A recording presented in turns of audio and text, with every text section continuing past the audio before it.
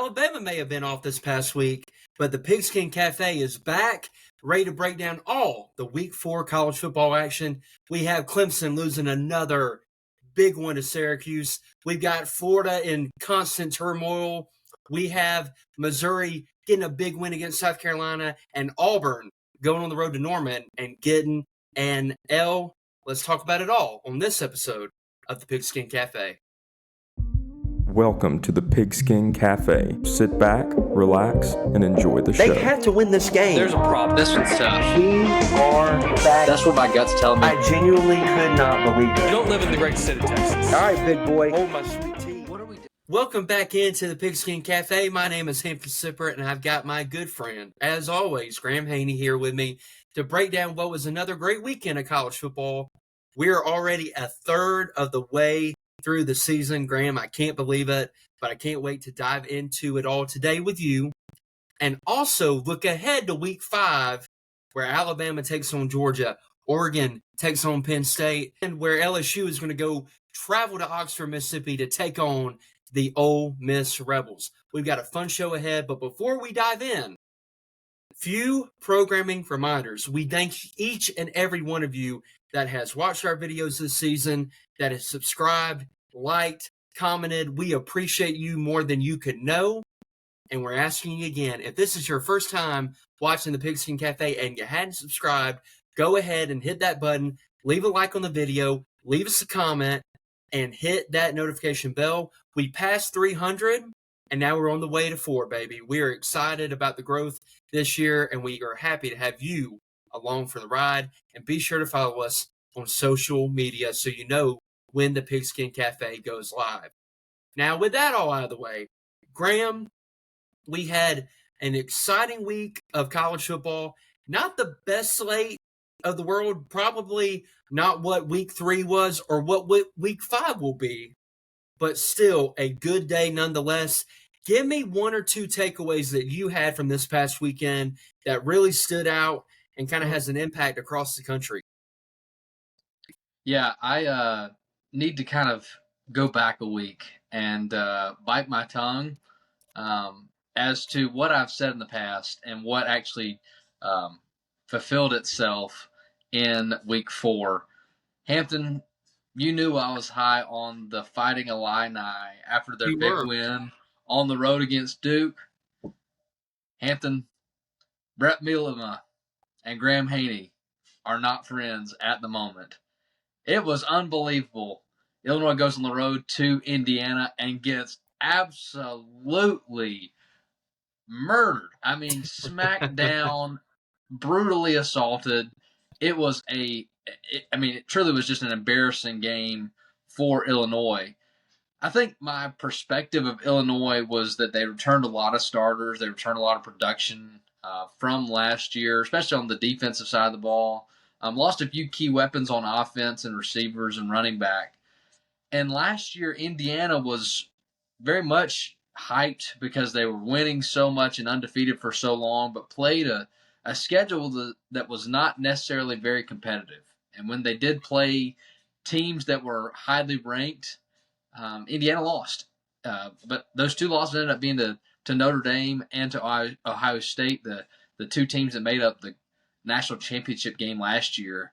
And so I guess part of my perspective was going into this game that Illinois was more of a grounded pound, physical football team, and that over 4 quarters that would, in a sense, show itself and would have Illinois being the winner in this one. And man, was I wrong. Indiana and Fernando Mendoza, their offense, incredible against Illinois. Put up 63 points. I just want to read out the scoring in the 4 quarters for Indiana. 14, 21, 14, and 14. That is unbelievable that you can put up that many points against a top 10 Illinois team in the country. It was absolutely incredible. Fernando Mendoza had 5 touchdowns, lots of RPO action, and Illinois just wasn't ready for it at all. Fernando Mendoza had 267 yards in the air, 21 for 23, so very efficient. Yeah. The key to the game and the difference in this game was the rush totals for Indiana and for Illinois. Indiana had 312 yards on the ground against Illinois. Absolutely incredible. And that flips to the other side of the script where Indiana also showed up and showed out on defense. Illinois had 2 rushing yards the entire game. 2. That's absolutely incredible. Hampton, I think that I was blown away by how Indiana performed, but we've got to start bringing the argument to the table that Kirk Cignetti could be one of the best coaches in all of college football right now in this very moment. Google me is all I got to say about Kurt Cignetti, man. Dude. Graham, I'm right there with you. I mean, I thought this was going to be a good game. I did not see basically what a Dan Lanning special was. What Oregon did to Oklahoma State, Indiana basically did to Illinois. Old Kurt Sig whipped the belt out of his pants, bent Brett Bielema over, and gave him a spanking. I mean, that was bad. It was, 35-10 at half? I mean, just complete and utter domination. Yeah. And Fernando Mendoza, I know the casual college football fan probably don't know that he transferred in from Cal, and he was actually really good there. And I think he's got more talent around him now at Indiana, and he's showing why he is looked at the next level as a potential day 1 or 2 pick at the quarterback position. Just incredible performance by them. And I think, I don't know what to make of the game entirely. Obviously, I think Indiana is definitely better than we thought. But, I watched Illinois play Duke, and I don't think Tulane beat Duke, and then Ole Miss beat the Patootie out of Tulane. So I don't really know what to make of Illinois if they're just that bad. But I really don't think they are because, like you said, they returned a ton of production and talent from last year. I think it just was not their day, and Cignetti had a message that he wanted to send because they really didn't let up throughout that game. They kept going pedal to the floor, all gas, no brakes on Illinois, and it showed. So I was really impressed with their performance. I've got 2 or 3 other games that I kind of want to touch on really quickly. But before I do, Michigan got a big win against Nebraska. That was a big win for them going on the road and getting that done. Justice Haynes had a really good day on the ground, 149 yards on 17 carries. And Bryce Underwood looked much more comfortable in his second road start than he did his first against Oklahoma, which is to be expected. And obviously Oklahoma, their defense, they're a different animal, and we'll get to them here in just a minute. I think what Ole Miss did was actually really impressive, beating Tulane. Again, with Chambliss playing quarterback, who was their backup coming into the year. Again, shows you the level of expertise that Lane Kiffin has, especially when it comes to coaching the offensive side of the ball. So I thought those 2 were particularly interesting. And along with Missouri getting a big win against South Carolina, Lenore Sellers came back. A lot of people thought he wasn't going to play in this game. I thought he actually played pretty well, but Missouri ran the ball on him really well. Bo Perbula made plays when he needed to. Obviously, at times, it's a little sporadic with him. It can be a little bit of a roller coaster ride, but they're sitting at 4-0 right now with a win against South Carolina and a win against Kansas, who isn't bad in their own right, in my opinion. Now, obviously, their defense leaves a lot to be desired, but Missouri's kind of one of those sneaky teams, man. Eli Drinkwitz has got it rolling over there, and they've got a really good defense for what I've seen through the past, the first 4 weeks of the year, especially with Damon Wilson on the edge, the transfer from Georgia. You have something, Grant, that you wanted to add to that? Yeah, and just talking about Missouri, Ahmad Hardy transfer in from Louisiana Monroe. A dog at running back, 138 yards in a TD. I think he fits really well into into that system, that stretch zone, stretch zone system. Really able to just extend plays and just really I think I don't know if he leads the country in rushing, but I think he already has like 400 or 500 yards. Sorry about that. On the ground so far this year. So I mean, really, putting it to him every week, Mod Hardy. Yeah, no, absolutely. I think they're playing a really good brand of football right now, and I know Alabama has them in a few weeks coming up. They've got they got Georgia, which we're going to talk about later in the show. Then they got Vandy, who hung 70 on Georgia State, and I get it's Georgia State, but hanging 70 is hanging 70, huh? I said they lost to them last year.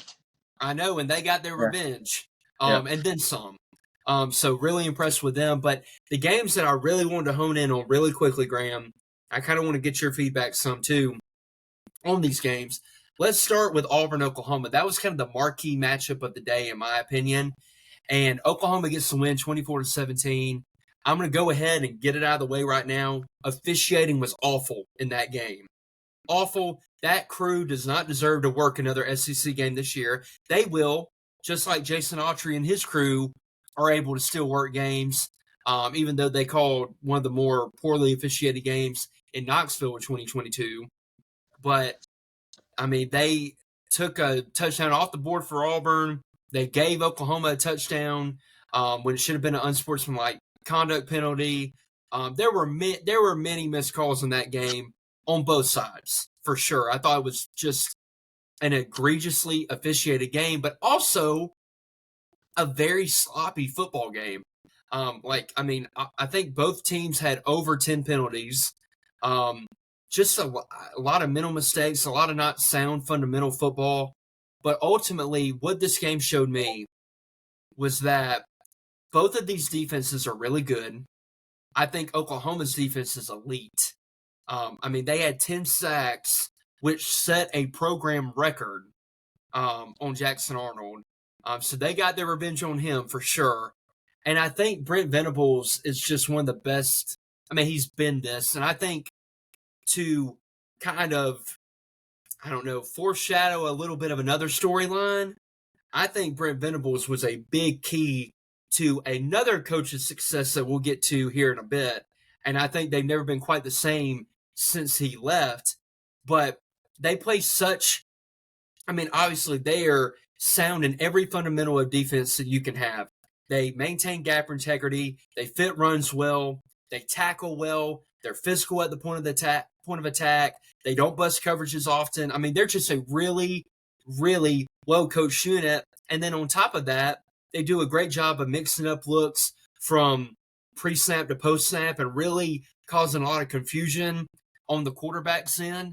And they showed that yesterday. They absolutely dominated the Auburn O-line. But with even saying that, I would argue that a lot of the sacks were because Jackson Arnold is just not a good passer. Obviously, he has the ability to hit balls downfield. Shoot, he did in this game. But I'm telling you, if he hits 2 or 3 of the deep balls that he hit, but he puts it in stride, Auburn wins this game going away, man. And there were other opportunities where he just flat out missed guys that were wide open. Because Auburn, say what you want about them, they have 2 or 3 of the best receivers in the country as a unit. Like, they have one of the top wide receiver units in the country.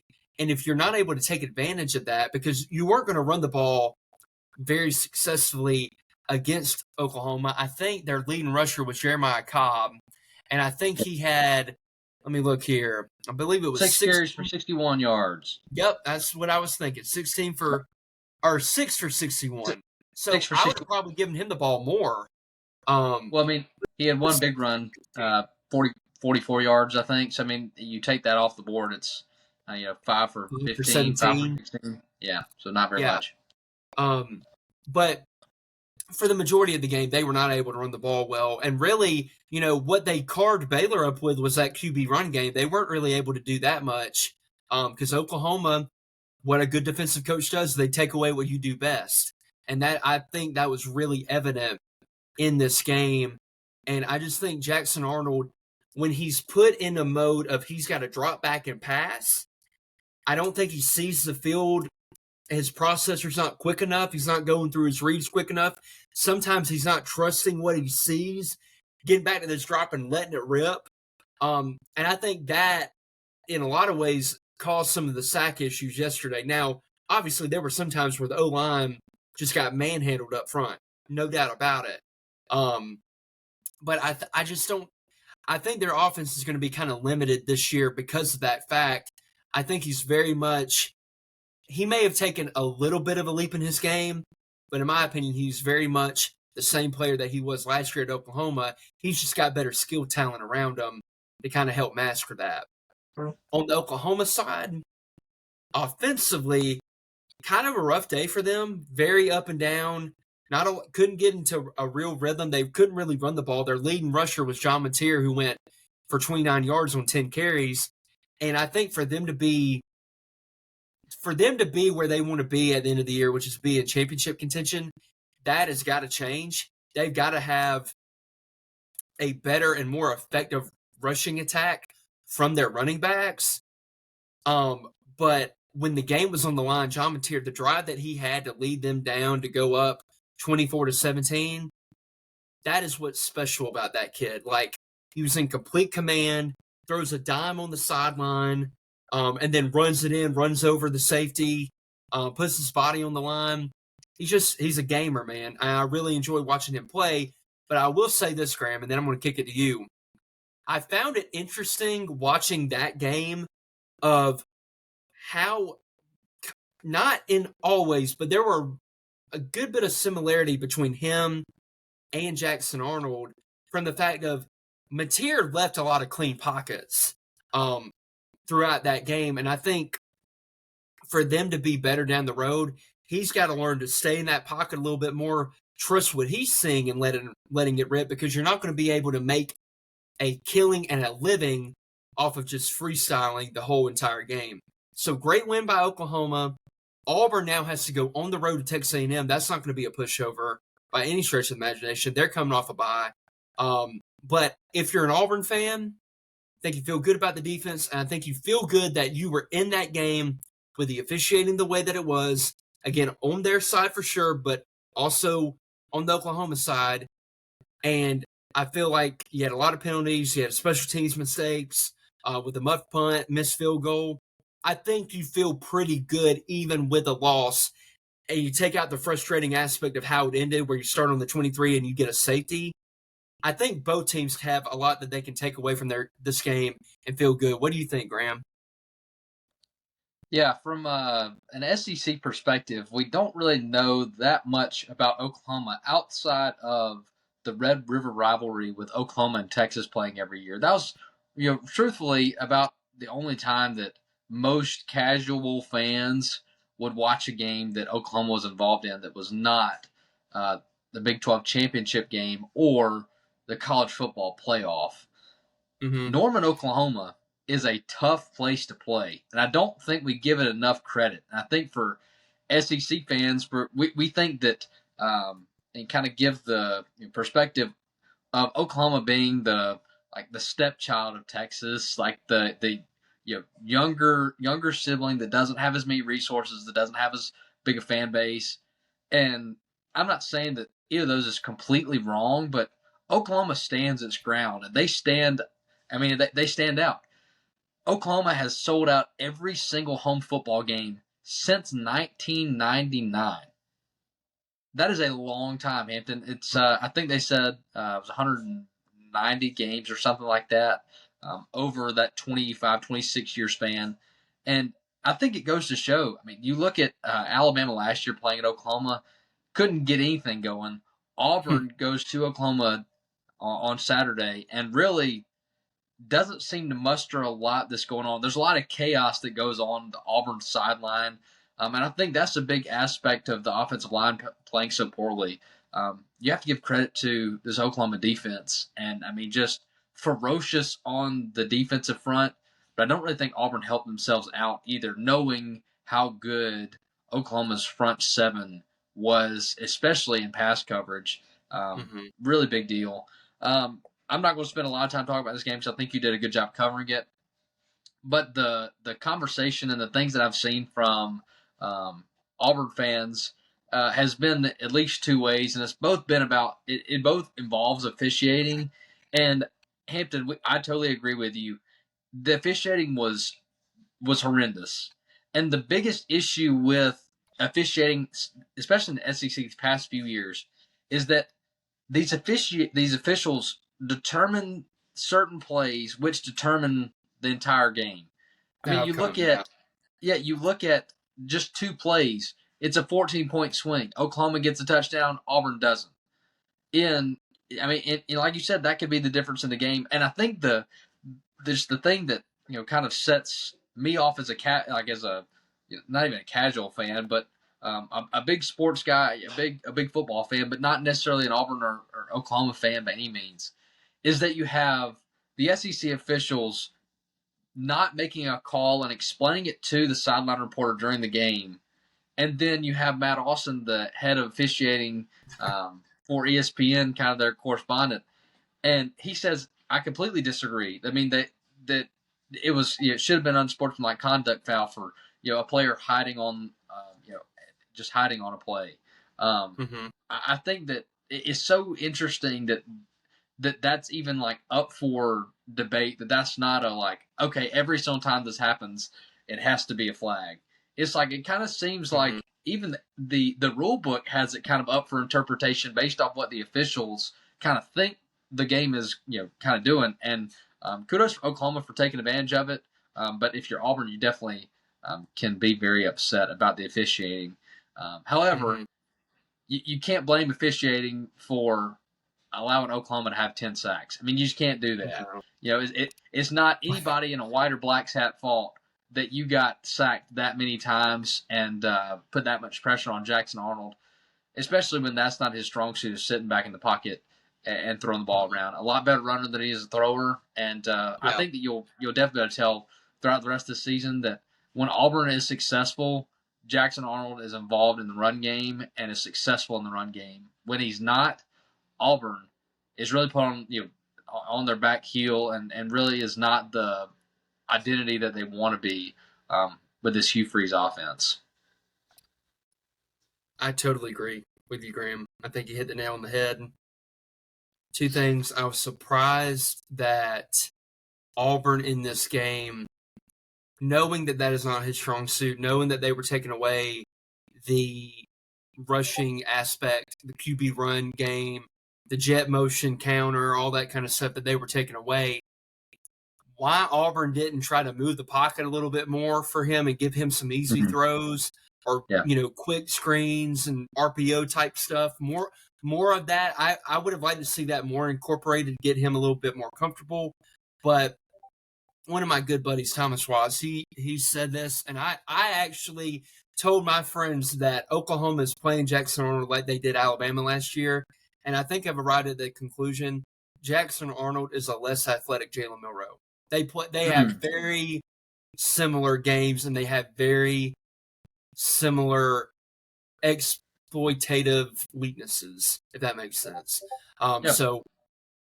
Which is interesting, but it'll be interesting to see both of these teams going forward. Again, Auburn's got a big test against A&M this week, and I'm sure we'll cover that on next week's show. But let me get to two other takeaways really quickly. Florida, Miami. I know a few people picked Florida to win this game. I had no inkling that they were going to win. DJ Lagway, man, again, another disappointing performance by him. I think they put up 161 total yards of offense or something like that. And the end is near for my guy, Billy. I love Billy Napier. I've said that on the show. The end is near, my friend, because especially when you're not only the head coach, and that's the thing, they played hard for him. They played physical. They played good defense in that game for the majority of it. But at the end, they eventually wore down because their offense couldn't get anything going, and he's the play caller on offense. And there's not a lot of scheming guys open. There's not a lot of creativity. And your quarterback's struggling on top of that. So it's just a trio of disaster, for him. And I think the end is near for Billy, and I hate to say that, but I think a change is coming down the pike. And Miami, on the other hand, looks like a team that is one of the better teams I've seen this year. I thought Carson Beck looked a little bit like Carson Beck from last year. In a lot of ways where he could, there's some times where when Carson Beck gets hot, there's no one that looks better, but there are times where he's a little bit inconsistent, especially when he has to, when he's off his spot and he doesn't have, he's pressured and he doesn't have a sound footwork and sound platform to throw off of. He can sometimes be a little inaccurate, and I thought you saw that at times yesterday. But overall, great win by them, and they've got a big matchup coming up with Florida State in a couple weeks, and that one is going to be a very telling game on both programs. So that was interesting. And then the other one, I'm not saying hot seat. I'm not saying anything like that, but man, Clemson is down bad, boys and girls. Dabo Swinney he went for 53 minutes last week. He might go for an hour and a half at his press conference on Monday this week. They look like a shell of themselves. Offensively, it was a disaster. Defensively, Steve Angeli was carving them up like a Thanksgiving turkey.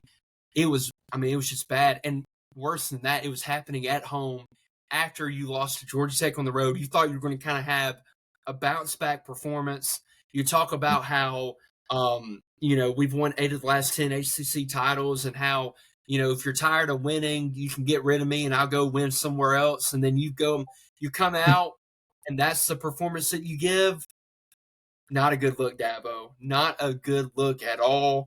And I think their season has a real chance to spiral. Like, I could see them going 8-4, 7-5. And to me, that's crazy with the talent and the expectation that they had coming into the year.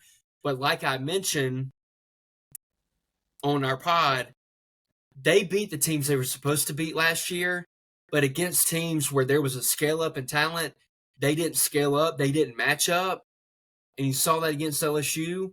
But now they're losing. I mean, Syracuse is some more talented than them. Georgia Tech, maybe not. I wouldn't even say that they are.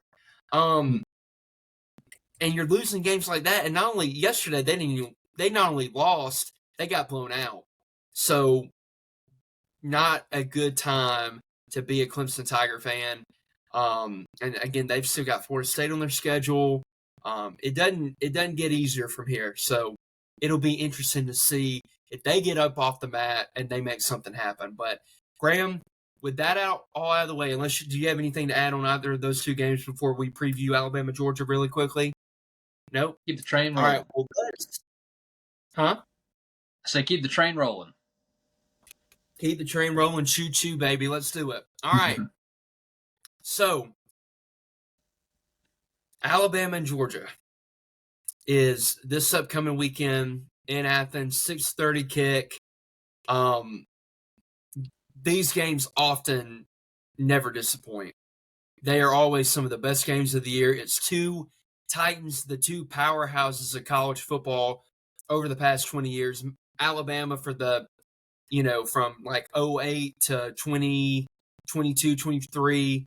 Georgia from like 2017, 2018 to present.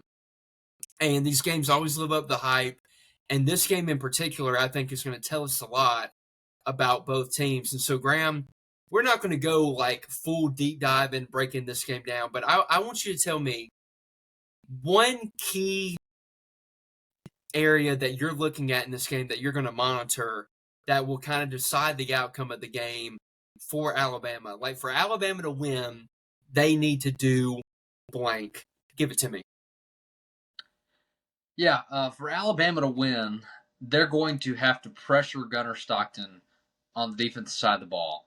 That is one thing that Alabama has struggled to do this year, is to rush the passer and to get sacks. And I think it's more the latter, not necessarily the former, but to get sacks and to really have negative plays on the defensive side of the ball. I think if Alabama is able to pressure Gunnar Stockton, I definitely think Alabama stands a chance in this one. I'm not going to make my pick just yet because we're going to throw it back and forth a little bit and have a little discussion about it before we do that.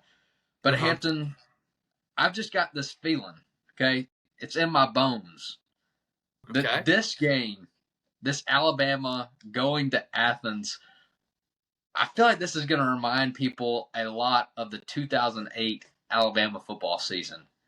Going on the road against a very, very highly rated Georgia football team. And Alabama, in a sense, is not necessarily, put out to pasture, but Alabama's kind of the not in the conversation anymore. In 2008, nobody knew Alabama was good. And today, Alabama's, coming off a big loss to Florida State to start off the season, has kind of figured some things out. So Alabama being at, I think, 17 and Georgia being number 5, I think this is this kind of just reminds me of one of those of that game in particular of Georgia's Georgia's gonna dominate Alabama. It's Georgia's game to lose, everything like that, and I just got a feeling it's going to be a lot more competitive than that. And you can even argue that based off of the way that Alabama's been playing the past few weeks, that Alabama might have the upper hand. Interesting, Graham. Well, I will say to that, you're talking about that 08 game.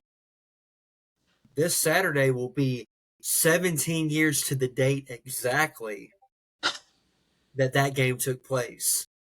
So, if you believe in coincidences or divine providence or whatever you want to call it, I do find that interesting. I think you make a great point about the key to the game for the Alabama defense being you need to pressure Gunnar Stockton. And I would agree with that. And I would also say defensively, Alabama has to stop the run. They have to stop Georgia's rushing attack because first and foremost, that is what they want to do. They ran it for 46 times, I believe it was, against Tennessee. And, that is what kind of their DNA is. And Alabama right now is 78th in the country in rushing defense. Now, a lot of that has to do with them only playing 3 games. And Florida State put up over 230, I believe, in their opening matchup. So that does play a factor, but they have to stop the run. No doubt about it. No question. And speaking of Florida State, they put up like 500 rushing yards on Kent State yesterday. I mean, that they may just be a wagon. I don't know. I mean, I know it's Kent State, but 500 rushing yards is just astronomical. But I would say offensively, Graham, I know a lot of people are going to say Alabama needs to establish the run, and I totally agree with that. No doubt. Alabama needs to run the ball more effectively than they have. We talked about in the Wisconsin reaction show, which if you haven't already, go ahead and go back to that video and check it out. But that I felt like Alabama didn't run the ball well because Wisconsin did everything in their power to commit people and personnel in the box to stop it, and they were constantly run blitzing, constantly sending pressure, and doing everything they could to alleviate that threat. But I think you do have to do that better against Georgia. But I think more than anything, you've got to keep Ty Simpson clean. You've got to build a strong pocket around him, not let him get pressured, and give him time. Because I do truly believe that the biggest matchup advantage that Alabama has in this game on the offensive side of the ball is Alabama's receivers versus the Georgia DBs. Because in the Tennessee game, Tennessee made a lot of hay throwing the ball.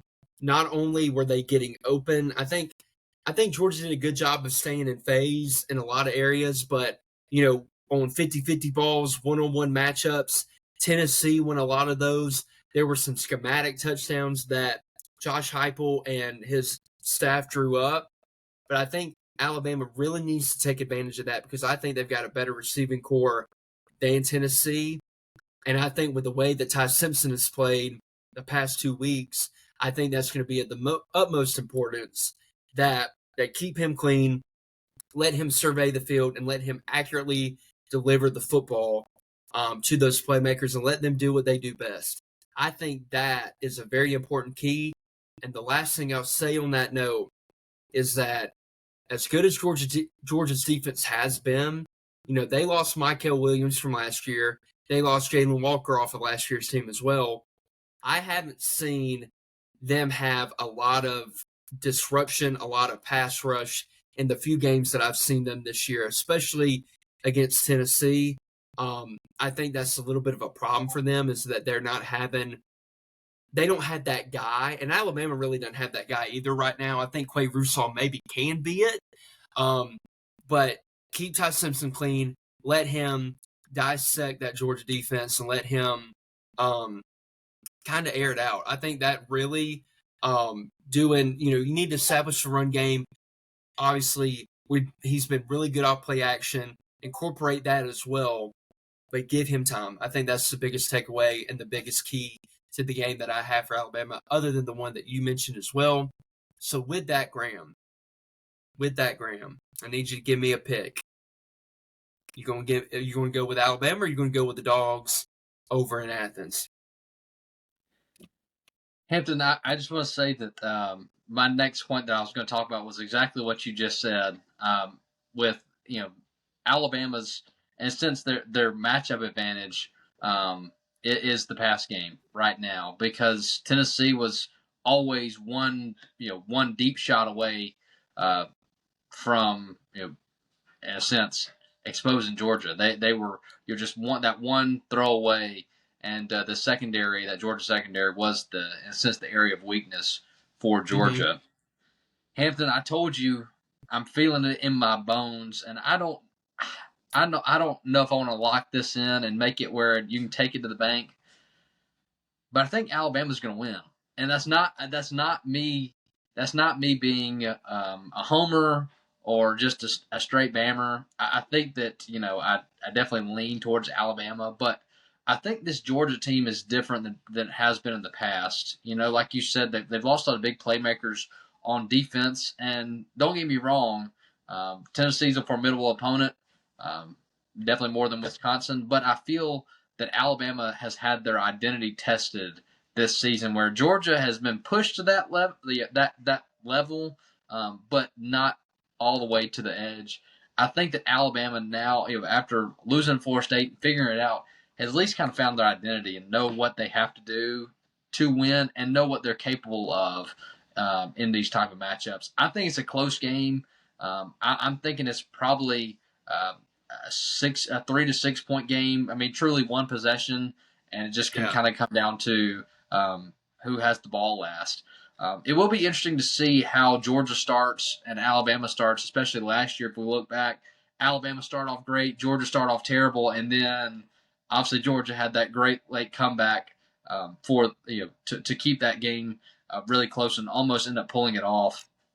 Different Georgia team this year. Definitely a different Alabama team, but I think Alabama has a little bit of advantage. Currently, I think the point spread is Georgia by 3.5, but I think Alabama's got it. I think Alabama will win this one probably by 3 to 6 points. But I think it's going to be a close game, no doubt. And like I said, it could definitely flip the other way around. But I don't see either case or any case for either of these teams to win in a big fashion. I think both these teams are so close in talent, so close in skill level, that it's got to be a close game in the end. But with all that said, I'm taking Alabama by 3 to 6 points. Well, Graham, when you invoked 2008, I thought you were about to say Alabama is going to blow these suckers out. I mean, because when I think of that game, I think it was 31 to nothing at halftime. Yeah. I mean, Alabama came out and punched them in the mouth and kept punching them and punching them and punching them until they were black and blue as their jerseys were. Because that was like the first the blackout game, and Scott Cochran had an infamous line in the week of practice leading up to that game that is not safe for these airwaves, but he was right. They did go to their own funeral. But before I give my prediction, I got two good buddies, Mr. Austin Porter and Josh Brasher. I hope I pronounced your last name right, Josh. They wanted to come on and give their picks, but the timing did not work out. But they sent me their score predictions. Austin has 34-24, Alabama. Josh has 31-23, Alabama. And here's where I'm at, Graham. Schematically, talent, matchups, I can absolutely see Alabama win this game. No doubt about it. I just can't do it. I Oh, cannot pick Alabama right now. They have got to prove to me that they can go on the road and win a big game, because I'm not going to rehash everything that we talked about in previous shows about Alabama's struggles on the road. It has been a thing since 2021, and it has continued through this year so far, because you went on the road against Florida State and you looked pretty dismal while doing so. And, John Michael Griffin, shout out to you. I told you I'd give you a shout out when I picked against Alabama again. I'm picking Georgia to win this game because I have to see with my eyes.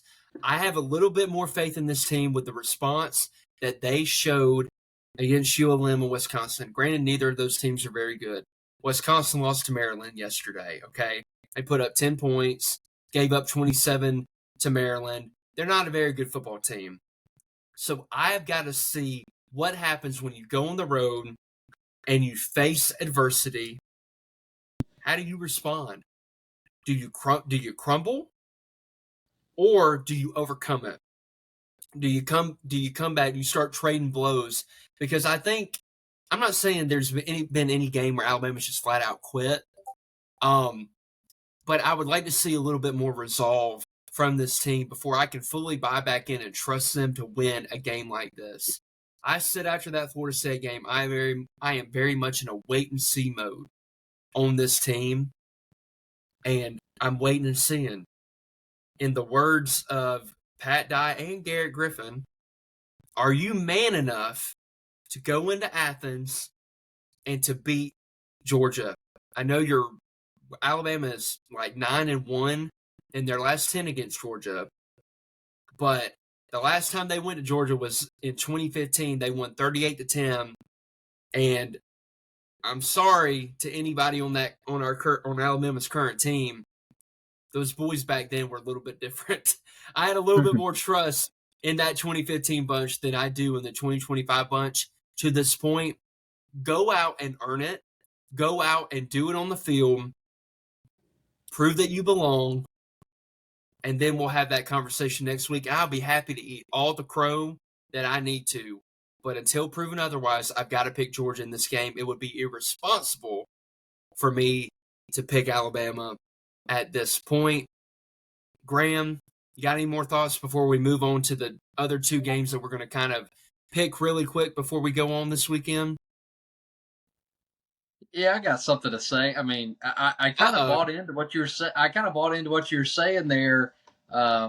Just not trusting what Alabama has to offer and going on these big games. Mm-hmm. I definitely can agree to that. That Kalen DeBoer has not shown that he can go win a big time game on the road. But man, you don't have to throw us under the bus like that. I mean, me and your two buddies pick Alabama. Now you're saying it's irresponsible for us to do so. Like Hampton, Hampton, you're supposed to be the host of the Pigskin Cafe, not the mom. Okay, you can't say stuff like that. Okay. Now go clean your room, Graham. That's what I'm saying. Yeah. Yeah. I was just saying, personally for me, not for other people would it be irresponsible. Personally for me, it would keep me up at night if I didn't pick Georgia in this game. No. Now, privately, I may pick Alabama. Hey, by the time Friday rolls around, I'm going to be fully on board that Alabama's going to win this game. But right now, a week out, I've got to pick Georgia. And what I'm really looking forward to, I'm looking forward to watching the game and all the other great games that are going to be on next weekend. But I can't wait to react to it and really break it down after 60 minutes is up and we see what the outcome is, Graham. That's going to be a fun show, and I can't wait to do that with you. Now, let's really quickly, I want two predictions. I want Oregon is traveling to Penn State for the whiteout. Who wins that game, and who wins LSU and Ole Miss? LSU is traveling to Oxford, and both teams are undefeated. Who do you got winning both of those two matchups? Yeah, part of me wants to pick Oregon in this one. I think Oregon's arguably the best team in the country, but playing in Beaver Stadium on a whiteout at night is basically an impossible task. to accomplish. So I'm going to go Penn State at home in that one. They're coming off a bye week, so I think they're going to be very prepared, rested, juiced up, ready to go. And I think it's going to be a close game, but I'm going to take Drew Baller and Penn State in a close one and a very close one. I could see Penn State walking this one off in a field goal.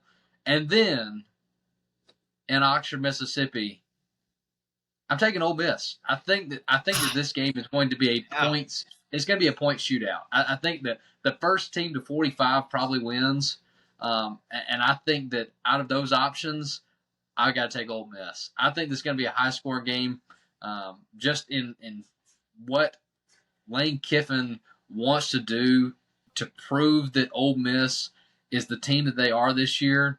I think that's going to require Ole Miss to score a lot of points. And I think that LSU is going to go toe-to-toe with them until the very end. But I've got Ole Miss in this one. I like it. I am going to go against you on Oregon and Penn State. I got Oregon in that game. I am not a believer in Penn State. Not until, again, I got to see it with them. And I know they got to the playoff last year, but who did they actually beat of note last year? I mean, they lost to Oregon in the Big Ten championship, and they lost to Ohio State. They lost to Notre Dame, and I'm just not a big Drew Aller guy. I think Oregon goes in there. You made the claim that you think they may be the best team in the country. You go into Happy Valley and you beat them, especially if you beat them decisively.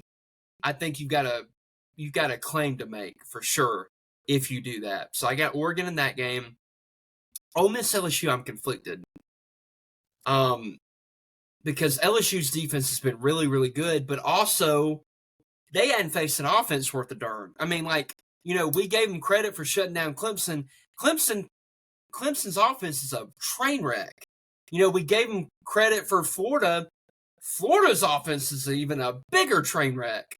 So I kind of wonder, my thought is, okay, they got a really good defense. Well, they're going to be able to stifle Ole Miss to an extent, but maybe they're not because, Ole Miss, especially that Chambliss kid, he had over 420 all-purpose yards yesterday, 5 touchdowns, played really, really well.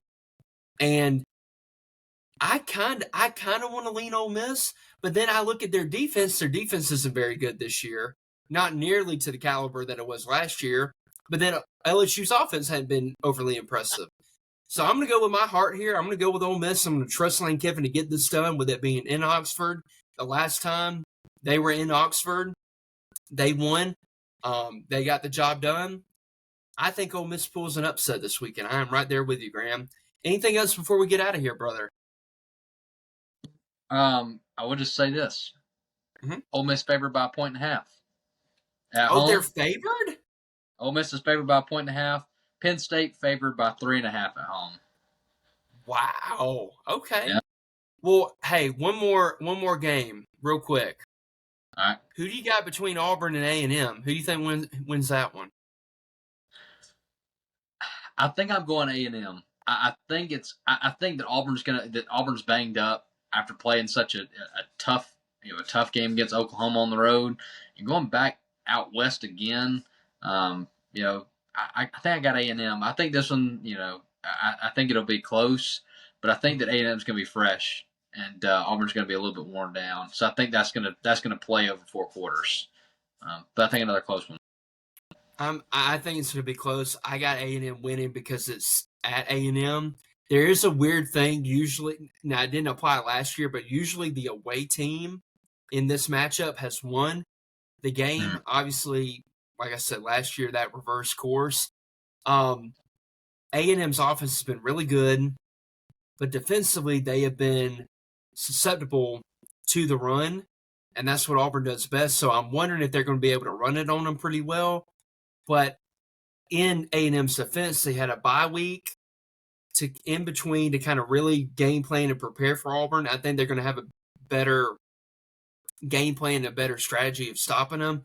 So give me A&M in this game as well, Graham. I like them in this spot, especially Auburn coming off a tough game against Oklahoma. And with that, everyone, that will do it for this edition of the Pigskin Cafe. Thank you so much for listening and watching. Again, if you haven't already, go ahead, hit that subscribe button, leave us a like, leave us a notification, and hit that, or leave us a comment and hit that notification bell. Don't leave us a notification. I don't even know what that means. And apparently, there's something new on YouTube where there's like this hype button or hype meter.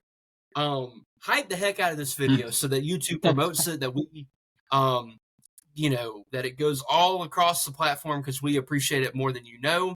We will be back next week to recap all the major action: Alabama, Georgia, Oregon, Penn State, Ole Miss, LSU, Auburn, Texas A&M, and we can't wait to discuss it all with you. But the Pigskin Cafe is going to be closed for now. But until next time, chew on that.